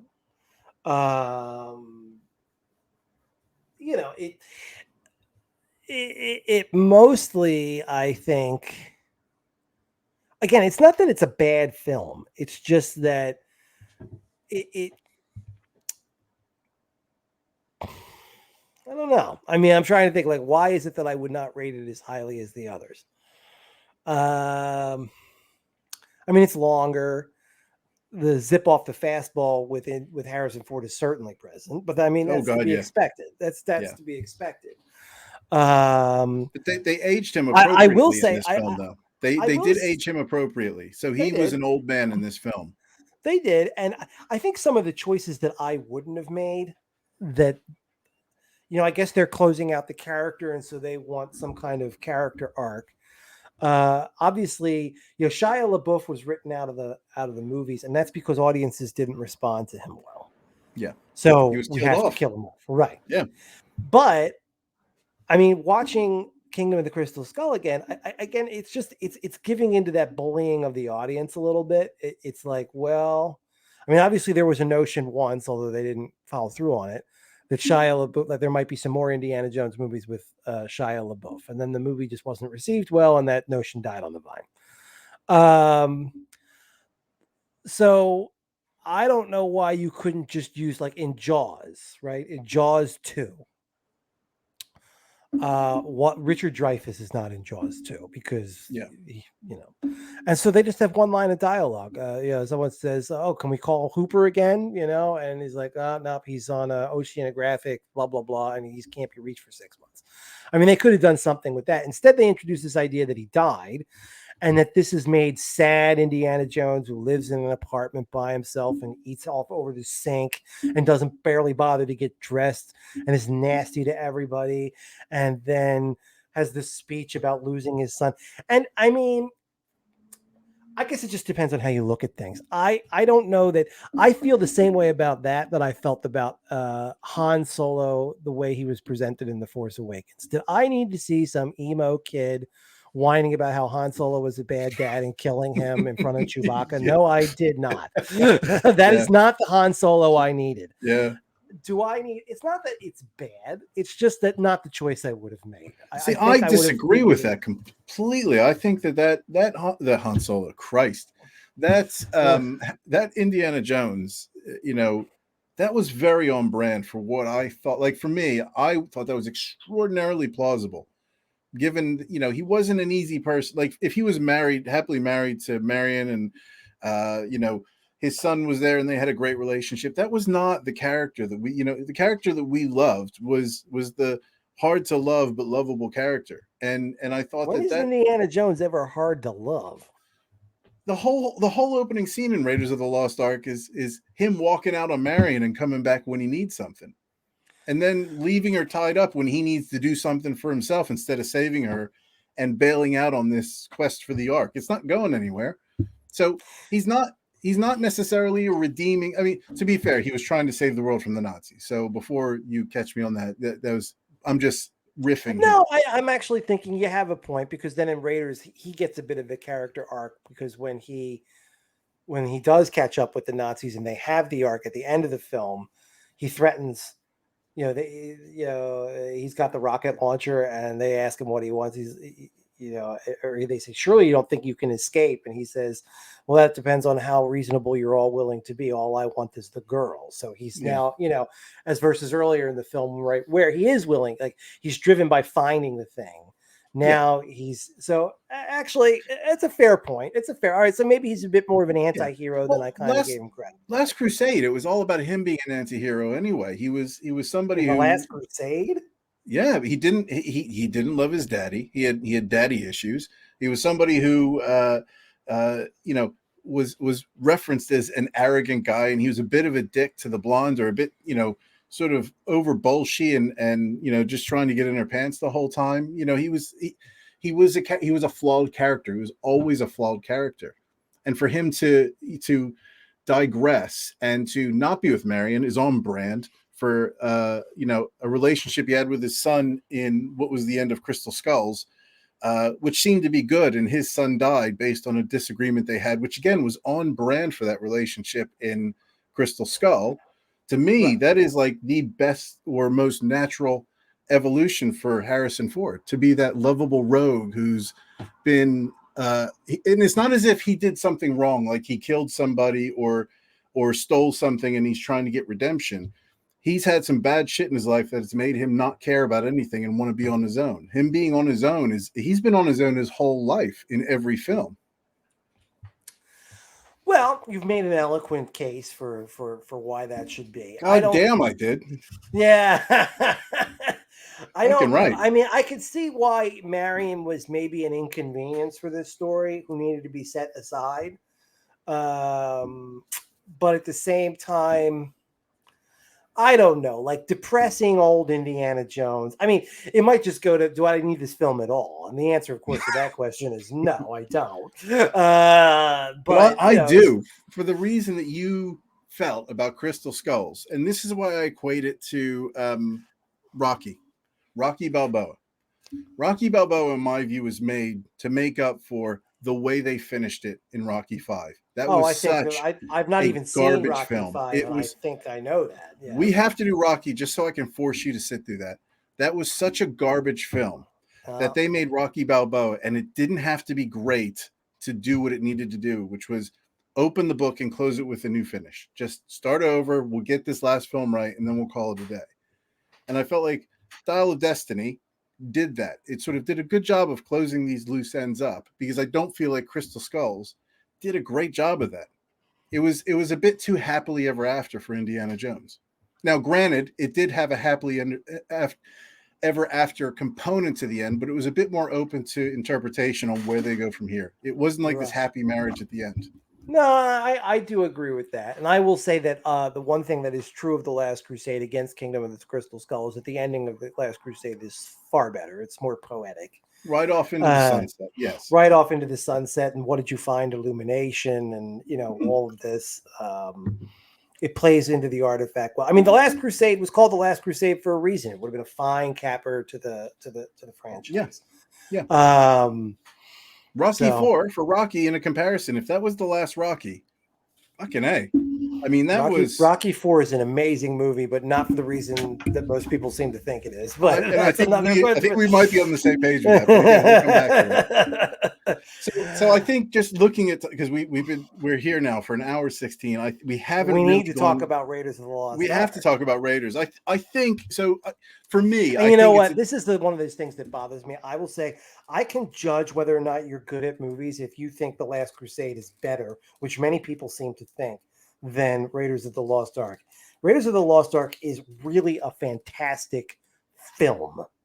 Yeah. I mean, it is a series, for as much as it is a serial and a callback to fun and this and that, there is something at base serious and awe-struck and awe-inspiring about that film that is not true of any of the others. And in part because there isn't as much comedic relief. The subject matter is taken fairly seriously. And you're talking about something that I think of all the artifacts, and this is, obviously really something that I think is interesting about the Dial of Destiny, and to its credit, is that whereas the previous 4 films all dealt with either, religious / supernatural, or in the case of the Kingdom of the Crystal Skull, what appears that way, but then becomes a sci-fi object, which I think is an interesting move, as I've said. Dial of Destiny, to its credit, I think tries to find something different and says that this is not either of those. This is a mathematical and scientific, piece that we found. But having said all that, of the 5, the most compelling clearly is the Ark of the Covenant. I mean, what it represents. Yeah. So go ahead. I think the one thing that, and just to kind of bring back Star Wars to the conversation, and I don't have quite the evolved views you do on some of these points, because again, I think that's right. I'm evolved. Unlike you, you're a knuckle dragger over there. But go on. I like to make sure that the bar is lowered for me, so the expectations are that much easier for me to get over with the audience. So let's make sure that my bar is low.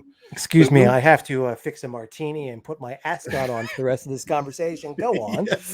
So with Raiders, and I think with Star Wars, I think if you have an expectation, Raiders of the Lost Ark had no precedent. And to be able to carve out a niche from nothing is the precedent. And there's no way that Last Crusade, for example, or Temple of Doom, I don't think was ever going to be greater. It was going to be like an almost impossible task. If anything, as good as would have been the standard they would be going for. Or just a straight copy of, which also would have been a problem. Simply because Temple of Doom, Last Crusade, none of those exist without Raiders of the Lost Ark. And I think Star Wars is the same thing. When I went into the first 2 prequels, you go in with an understanding, and even the new sequels that have come out, I'm a little bit more charitable to those, because all that's doing is giving me my Star Wars fix.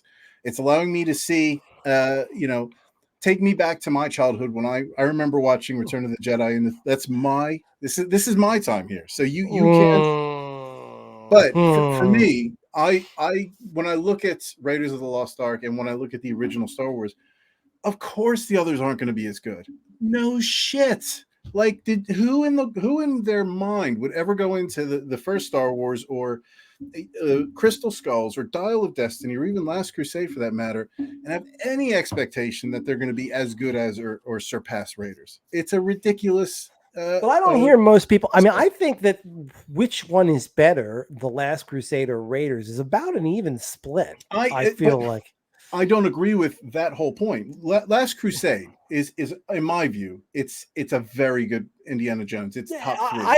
It's a very good movie. I would watch it any time. Saying that the Kingdom of the Crystal Skull I might give a nod to is not to say that Last Crusade is a bad film. It is not. No. But I think we're agreeing that Raiders, and I think I'm actually sort of kind of supporting your point here that Raiders is the gold standard because you Oh, can't. and it's a different film. I mean, yeah. But it's the genesis of the character, Oh, and of course. if we forget about how well the film is done in isolation, the fact that it's carved out this niche and this timeline, this character arc that is still going this day, and is still, the film may not have done well. That doesn't mean it's a bad film. Films are different nowadays anyway. I'm surprised Barbie has done as well as it has. Maybe I need to go see that. I wouldn't But mind seeing it. I hear it's pretty good. but I don't. For me, it's an impossible proposition for me to think that anything would have been better than Raiders. So I don't look at those other films in the same way that I look at Raiders. I look at Raiders as the gold standard that every other film is measured upon. Well, and I think that that's right. In fact, I would go another step and say I wouldn't even bother with Raiders, as we have not in this conversation with the other four, because what Raiders is, I mean, it's an entirely different class of film. Yeah. Raiders of the Lost Ark. I mean, and you could even say, like I've said, that The Last Crusade is derivative of it, but and to some degree it kind of is. But on another level, you could argue that why they did what they did with The Last Crusade, making it like kind of comedic and really, I mean, even more so than the Temple of Doom, like really playing up the humor elements, and is to try to kind of recapture some of the magic of Raiders of the Lost Ark if you were somebody who didn't like the Temple of Doom, by using a Judeo-Christian artifact and in some ways a similar story, but with a completely different tone, like one that's really about the ha-has and kind of a lighthearted laugh, because Raiders of the Lost Ark really doesn't have that. One thing that I read recently that I thought was a very interesting point that I hadn't really thought of, obviously now when you see the films, like if you go on Disney Plus or wherever, or if you were to, I guess, buy them on DVD, I have to think, did they already do it for my DVD set that I have from like 2005, right before Kingdom of the Crystal Skull came out, or 2006, whenever that, they've retitled Raiders of the Lost Ark to be in line with the others, Indiana Jones and the Raiders of the Lost Ark. Yeah. But it's not, it's Raiders of the Lost Ark. And that is a nod to the point that you made. Honestly, it's a good point that, in explaining Indiana Jones as the anti-hero, he is one of the Raiders of the Lost Ark. It is not Indiana Jones and the Raiders of the Lost Ark. It is one of them. He's there, and that the Ark is not something to be raided. And that's really what he kind of like winds up learning as the film goes forward. I think one of the things that's a dead giveaway why, what I'm talking about with Raiders being just a different sort of film than the others, is that my sister used to complain about how, it's not as good as The Last Crusade because like they find the arc in the middle of the movie. Right. But see, like if you watch Shakespearean tragedies and comedies too, but classic structure is to have the climax be in the middle.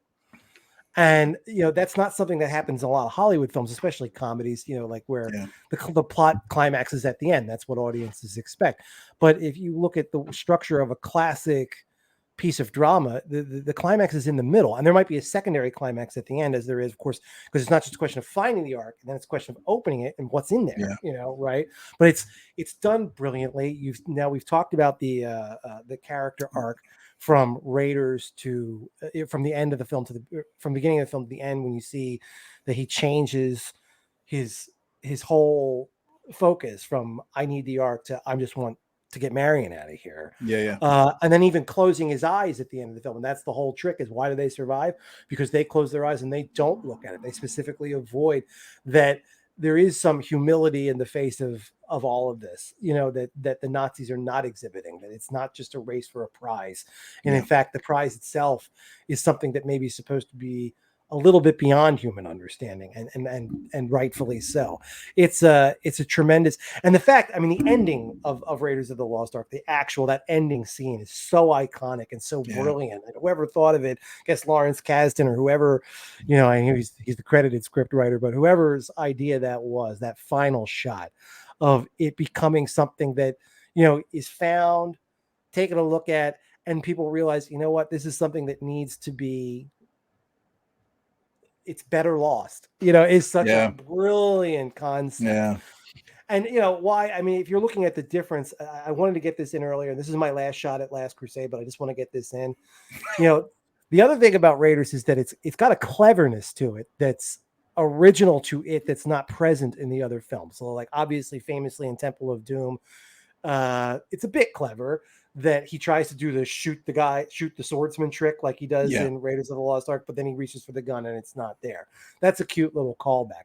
But think too about like one of the most clever bits in Raiders of the Lost Ark is he somehow, and this is on the implausible scale, he hops on top of a submarine and somehow the submarine goes to some place and he is not knocked off of it. But he gets to wherever this Nazi boat thing is, and he does the typical movie thing. He knocks out a soldier and starts to put on his uniform so he can blend in. And what happens? It doesn't fit. It doesn't fit. That's hilarious. And it's a bit like, playing on a movie. And that film is filled with these kinds of little, like winking about the tropes and like playing off of them. Now think about The Last Crusade. He does it in 2 consecutive scenes. The second time with the waiter on the Zeppelin, who's clearly like at least 8 inches shorter than he is. And it might look that the uniform's a little tight, but there's literally no comment about it whatsoever. I mean, there's no way that uniform would fit Harrison Ford. Not a chance in 1,000. And he did it prior to that with or he does it in the previous sequence when he's in Berlin and he knocks up. I mean, you see him dragging the feet and then he comes out dressed like a Nazi officer. Like they deploy it twice in sequence, twice consecutively in that film with no comment. Like it's just something that you do all the time.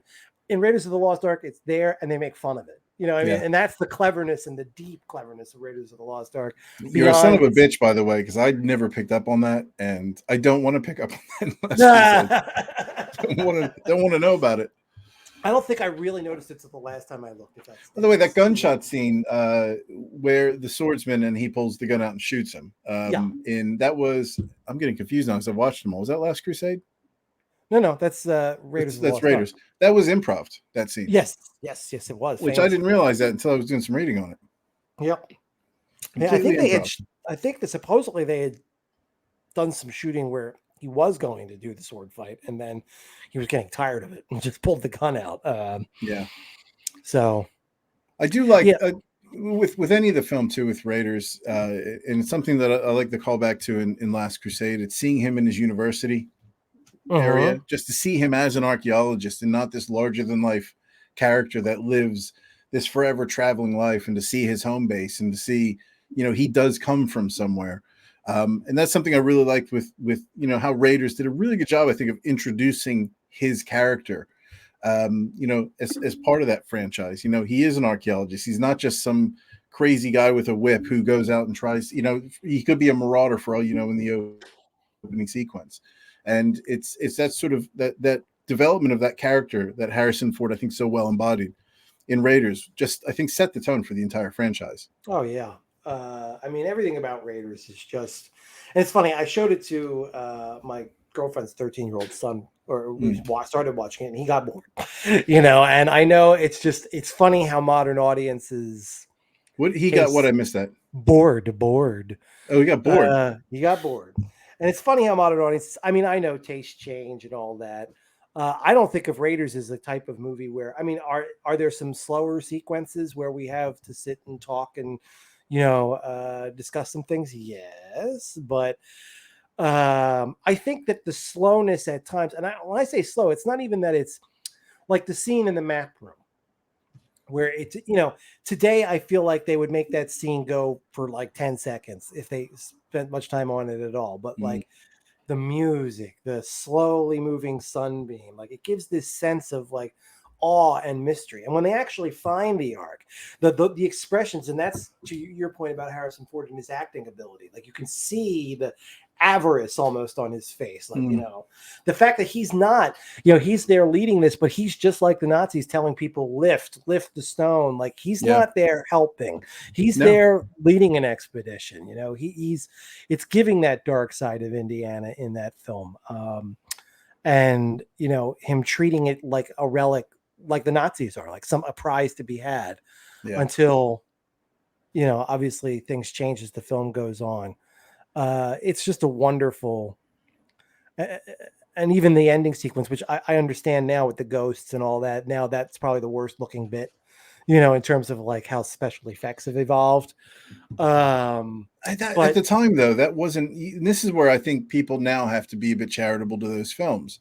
At that time, that was not looked at as poor special effects. Oh no, of course not. That But was I'm looked saying as like an excellent sequence. right. But to a modern audience, I realize that Yeah. that suffers the most probably of all the things in it from just not looking like you would do today or looking as good as maybe you would make it look today. But still, you know, This reminds me, actually, sorry, but I'm going to dump on Last Crusade. You'll be happy to hear, because that reminded me of the one scene in all of the franchise.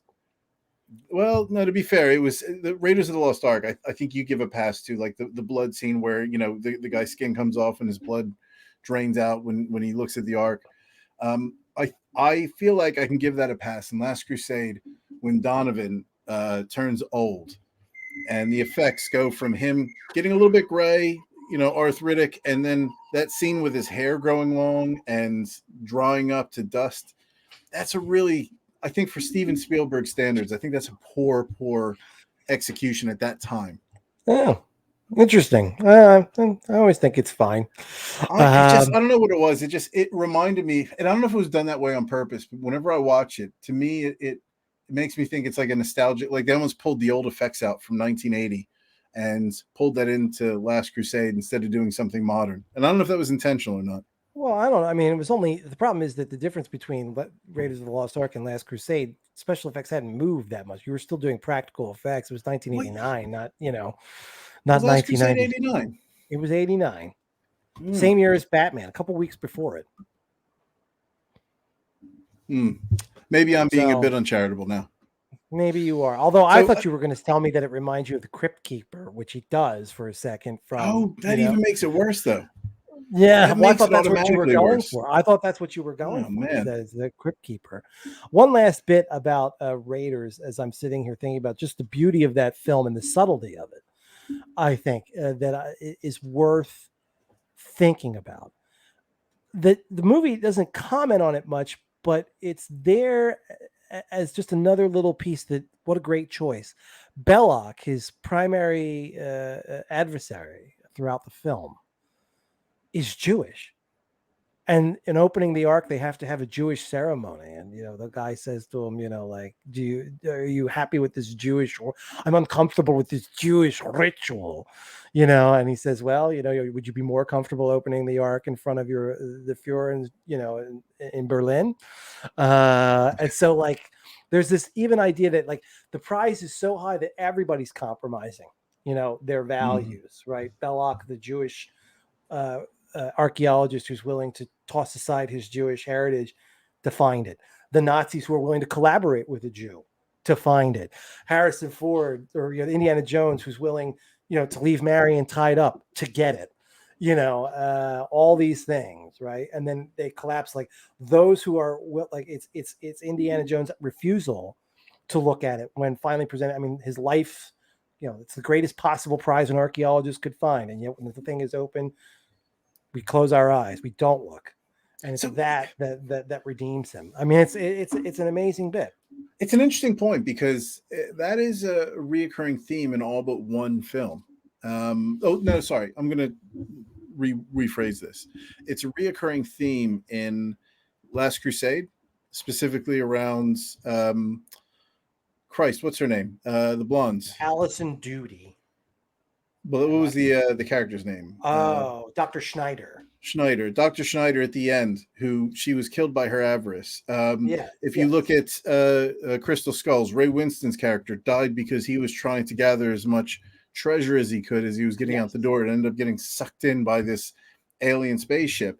Temple of Doom doesn't really go down that road. There's not really, it's almost as if the artifacts aren't that important to Indiana Jones as such. It's interesting to him, and he's doing. No, he's white savior. He's there to get the children out. Yeah, he's there to save the day. But the interesting thing in Dial of Destiny is they've kind of brought it full circle to where now he's conceding that this experience is more important than my life, and he's the one now at the end of Dial of Destiny who wants to give himself up for that prize of knowledge, understanding, and access. But it's a different kind of greed where he's not looking for money. He's looking for awareness, understanding, enlightenment, and he wants to be kept back, which part of me wonders if the film would have been better had he been kept back and seen on a hieroglyph with a fedora or something like that. But Yeah, I thought they would go there. I thought that that's where he would leave himself, or that, like, do a time loop thing where this is the way it happened because this is the way it always had to happen. That's how, you yeah, know what I mean, like that kind of thing. But yeah, they didn't really do it. I will say that the ending, I was surprised that Dial of Destiny kind of got a little choked up there when he's meeting Archimedes. Like I yeah. was like, wow, this is something. That was, I Uh, don't know what it was, and I don't care if I'm slated. I'm just giving my, again, idiot's review. That sequence when they travel in time with Archimedes, like I just really enjoyed that. It's hard for me to quantify why. if you had told me ahead of time that was in the film, I would have been like, oh, that's so That's going to stupid. be shit. Yeah, Right. And then I saw it. I was like, you know what? I'm just rolling with this. And I don't know. It worked. Somehow it worked. yeah. I mean, they Um, must have, in my head. I was like, okay, so clearly, what was the character's name? Phoebe Waller. It was some stupid name, like I Moose or can't. something like that. What was it? Yeah, I think that sounds right, actually. No, it wasn't Moose, but it was something with an M. Phoebe Waller Bridge. Okay. What the hell was her character name? I'm so glad we prepare for these. It's Helena, but she had a nickname. Helena. Okay. Yeah. Well, Mutt. No, Mutt was the son in the. I don't know. Mum. Does it matter? Oh fuck, that's gonna bother me. In the comments, if anybody's watching this, put in the comments who that is, and I'm gonna know by the time we finish this. Uh-huh. However, I remember thinking, like, you kind of go back to my conversation on sci-fi. In my mind, I was putting together the conversation that she was having with Archimedes, not speaking the language, saying, "Listen, I need you to help me get him on the plane. He's unconscious, so clearly I need someone to like carry him." Also, Yeah. I thought you were going to say something. No. I'm indicating to 1 second, but indicate my son is off camera trying to get my attention about something. Ah, Which I will say. I mean, one thing we haven't talked about, and I know you want to wrap up, is the women in it, because that often gets a lot of attention. Is the women in Indiana Jones, and yeah. some people think that the definition of which film is best hinges to a large degree on the various heroines, especially in the first three. Like most people tend to think that Marion Ravenwood is the best, and I would probably tend to agree with that. Like, Yeah, I think the first one is obviously the right. best for me. People give a hard time to Kate Capshaw in the Temple of Doom, and I know. I mean, she was performing the character as written. I mean, like, you know what I mean? Like, it's what they were going for. Now, here's the It was a thing. rough character. It was a rough character for the film. I mean, like, is it though? I mean, I understand certainly the feminists, and again, I understand why this is not. I'm not one of these incel bastards who thinks Yeah. that like somehow there isn't legitimate criticism of the way women are portrayed in film, and often, and maybe someone like the damsel in distress bit might be too much in Temple of Doom. But having said that, again, it's patterned after films where that kind of comedic relief would have been present in the 30s and 40s. Well, it's a period and piece. it's over the top too. It's like that she's like where you're taking like the urban glamour girl and putting her like basically a flapper, a 20s flapper, if you it's the 30s, but like that sort, and dropping them into like Bangkok Palace and the thuggy cult, and so I don't know. I mean, it's in keeping. To me, it fits within what she's supposed to be, and I don't have a lot of problem with it.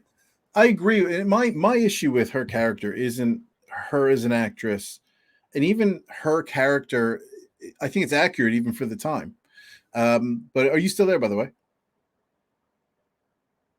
I think I lost you. Hello? Yeah, I'm here. Oh, sorry. I'm listening. I was listening with one ear. There's a giant spider I'll have to take care of in a little bit. Yeah, no worries. Yes. But I'll just get this point. If do you want to step No. away? Or do you want to... No. I want to hear. I was listening the whole time. So her character, I think, is appropriate for the period. I think it's appropriate for it's a period piece. There's going to be dated stuff in there. We can't run from stuff that's representing historical precedent because there would have been a character like her at that time. It's completely plausible, but her character, just when I watch it, it's just the whining throughout the film, and it's like it's but it's a bit that goes on and on and on, and it's like. Well, let me be fair to Kate Capshaw at the very least. To the degree that that's true, blame the writers and the direct. Like, it's not her fault. She's doing clearly what was asked. I agree. No, I'm saying that the writing of her character now I find it troublesome when I watch the film. It's more annoying than supporting of the film. Right. And I guess, like, to your earlier word, which was a good word for some of the humor in Temple of Doom, it does have, it feels, Temple of Doom does feel at times like it was written by a couple of 13-year-olds. Like, ooh, what would be fun? Bugs are Yeah. disgusting. So we'll have a girl have to reach in and touch the bugs and she'll scream. There was a And go, belch in it. ew. I loved it when I was Yeah. 18. I say 13, maybe more like 10. It was 11. missing like a fart. It was missing a fart or two at that dinner Right. too. Well, you could, like, if it were made today, you would get many farts, right? Yeah. Like back then, not so much. And then, like, Allison Duty's kind of I mean, they don't give her much. I mean, in the Last Crusade, like, they flip the switch on her character in the first 40 minutes. Then she's just one of the baddies. And so, I mean, she's fine. I think she's fine. I think it's interesting to have her be, like, sort of, and you're right, it's a rehash of the concept of somebody who's not necessarily in it, as she even says in the film. I believe in the Grail, not the swastika.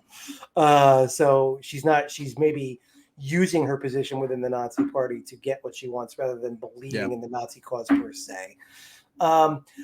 She's just, she does a fine job for what they've given her to do. Yeah. Kate Blanchett, her Russian accent's not always convincing. Whenever she gets to a long O, it starts to slip, I think. But I think she's fine in that film. Yeah, fine.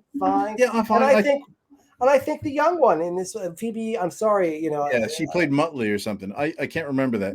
But like, her character it does lead questions to sort of the new Disney direction. They've opened the door to her picking up a franchise off of Indiana Jones with her character.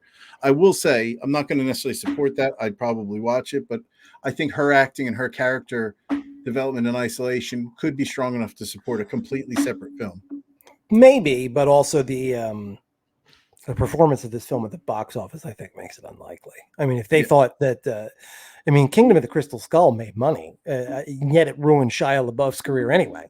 So Transformers ruined Shia LaBeouf's career, I think. Well, maybe that's so. So we should let's try to figure out a way to rank this, and I think we agree on this. Yes. Now, I think we are all over the shop, and we're going to have to find some middle grounds here somehow to be able to rank this communally. And I think we don't agree on the worst film. No, we don't. I would argue that if we don't really agree on the order after this, because I think I would go Temple of Doom. So let's do your order. So you would say Temple of Doom.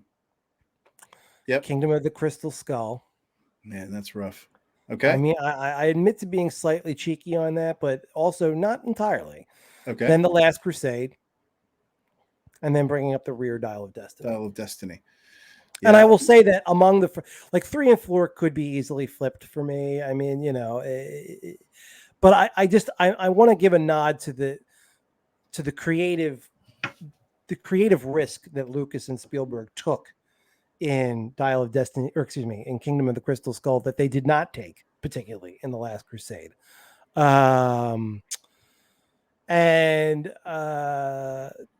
Yeah. So, I mean, those two are flippable.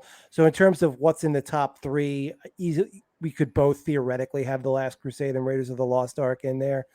And then, but Temple of Doom has to be in the top 3 minimally for me. And I think really it's number 2. Yeah. Okay. So here's what I'm going to do, because I have an obvious first and last. So I think for me, Crystal Skulls is no doubt last. Raiders is first. I think that's easy. Especially since you refuse to call Crystal Skull by its proper name, so we can tell. There was more than one skull. I can't help it. So second is for me, I'm going to go with Last Crusade, just because I think part of me thinks I could make an argument that if Last Crusade was on and Crystal Skulls was on, over the next 10 years, you're going to be more inclined to watch the 18th viewing of Last Crusade over the 18th viewing of Crystal Skulls. That's my only contention. I think this has more to do with nostalgia. The first one of these that I saw was The Last Crusade. I would say that, though, not because of nostalgia, because I think it's an easier film to watch. It's a better written film. I think it holds up better. Personally, you disagree with me, obviously, on that. It is better written. That's the thing. So I mean, that's why they're flippable. Is Indiana Jones and the Last Crusade a better written film? Almost without question. Are the acting performances stronger because you have Sean Connery and Harrison Ford still, at the tops of their games? Yes, yes, indeed. And that's the strength of the Last Crusade, without a doubt. So Well, yeah, for me, this is where I see it, and I'll be honest. Like, you could, I think ultimately I have to keep Dial of Destiny here. But when I watch Dial of Destiny, I don't want recency bias to impact what I think is still a fairly iconic film in Temple of Doom. That's sort of uh, proven, has proven itself the test of time, and Dial of Destiny hasn't, which is why I'm putting it here at number 4. But for me, Temple of Doom is comfortably overtaken by Last Crusade. Raiders, I think we both agree, 100% the gold standard. And Crystal Skulls, I'm giving it a hard time. I didn't hate it when I watched it, but I still find it disappointing. And again, I just feel like there was so much potential in making that a really great film, and I feel like they just missed an opportunity with that, which for me makes Dial of Destiny a higher ranking film, almost a third rank film, because it holds its own given the challenges they had in making it. So I think we do have it's interesting how different our lists are. I didn't expect them to be that different. well, I had no idea you would be this wrong. That's all, Sean. It's but see, that's completely understand. He who is ignorant isn't going to be fully aware of all the components at play. You don't have that understanding, and I'm okay with that. All right, we'll see. We'll see what happens with the Rocky film. See, I'm going to tell you, Sean, as a tag to this, if you get me to watch Rockies 2, 3, and 5, you will have really done something. And I'm not sure it's something. I have seen Rocky 3. I will say that I saw it once when I was 6, or at least most of it. But I left the screening crying when Burgess Meredith's character died. But Rocky 2, I mean, I'm going to tell you, if I watch it, I'm going to hate watch it. So, and I can explain why, I suppose, when we next when we duke it out over if we those. decide to do Rocky, I think it would be unfair of you to give. Do we do the creeds in that with too? No. I think that's a separate franchise in and of itself. I mean, the first Creed is just the first Rocky with this roles inverted. I mean, it's. I don't think, because if you look at Rogue One as a Star Wars equivalent, being sort of a branch off in a way, it's not. It's part of the storyline, and this is a separate story arc altogether. I don't think this is part of Rocky. So this we're is a separate. To the 6 Rocky movies. Yes, that's my which opinion. I've seen 3. But we won't. I saw Rocky Balboa on a plane. Let's decide to do one that we've all seen. Maybe Back to the Future next, but that's too easy to rank. Maybe Batman's. I have to do some homework on that though. I mean, listen. I think we need to do Batman, and I think we need to do Rocky. I think that much is clear. We also probably need to do Star Wars. Maybe Star Wars is the next one that we do. Yes, let's piss off the internet. Yeah, I say Star Wars because we've seen the best Star Wars movie of all. We've seen them all, but maybe we spend a couple weeks and we decide when we're going to record again. But anyway, to everybody who's tuned in and watched and stuck with us because you're used to maybe us doing true crime. Yes, we're probably rebranding a bit just because, well, it's our channel. We want to do what we want, and it's all about hanging out. But if you do like this kind of stuff, we're probably going to be edging more towards reviews moving forward. And we'll see where this goes. But anyway, Dixon, had a great time on this one. Thanks for jumping in. I think the next episode should be us reviewing the fact that you put Temple of Doom, or excuse me, Last Crusade ahead of Temple of Doom. That's a crime. That's a true crime. You did it. I'm not worried because the audience is going to be more concerned about your rosy tinted glasses with Crystal Skull. Well, I'm going to tell you, actually, the problem is that your list was entirely defensible. I mean, I know most people would probably put Raiders and Last Crusade 1, 2 in some order. I know I'm idiosyncratic with Temple of Doom being second, but I especially in this age of over reliance on nostalgia, I find I become more and more admiring of films that do not over rely on it. And as such, probably if you'd asked me 10 years ago, Last Crusade certainly would have been number 2. But I just, the more you see everything being driven by nostalgia for something else, the more it becomes originality in some form has to be recognized. So I think that's a point we'll have to pick up, because I think that that's just a construct of where Temple of Doom was versus where Last Crusade was. It's farther removed from the genesis of the franchise, whereas Temple of Doom is right in the middle of. It was a prequel, so there isn't going to be nostalgia. I don't think that there's an argument to be made about, oh, it's good that Temple of Doom didn't fall back to nostalgia. It was a prequel. Where are they going to do that? Admittedly, the temptation for being nostalgic for Temple of Doom wouldn't have existed because it's only the second film. Yes. But in general, I mean, like one of the things they tell you about movie trailers, why are movie trailers so long and why do they show you most of the plot? Well, you do audience research on this. It's because audiences don't like surprises. They like going in and being, they've paid their money. They know what they want to see. So they don't want to come in and see, something that really deviates very far from expectations, which is why these rehashes are so commonplace, why sequels are so popular, obviously, and remakes. You're cashing in on known properties, and the more expensive movies become, the truer that will be. But anyway, I do think that Temple of Doom maybe wasn't in a position to be nostalgic yet, granted, but at the same time, it certainly was in the position, like they didn't have to make a prequel. They could have made a sequel where Indiana, like they could have done The Last Crusade next. There's nothing would have prevented them from saying, okay, what naturally comes after the Holy Grail? What actually comes after the Ark of the Covenant? The Holy Grail, or something to do with Jesus. Well, I think we from here, I think it'll be interesting to see where our own podcast story arcs go between these films and our takes on nostalgia moving forward. When we start talking about Star Wars, it will come up 100%. But anyway, this might be a good time to wrap. Dixon, as always, thank you. I really enjoyed that. To anybody else, if you are watching still, like and subscribe, and let us know how you judge our ranking, which I'm sure you will. But where do you see the rank? Where do you see Indiana Jones? What is the best? What is the worst? And to everybody else, thanks so much, and we'll catch up with you soon. Take care. Absolutely. Thanks, bye, everyone. Bye.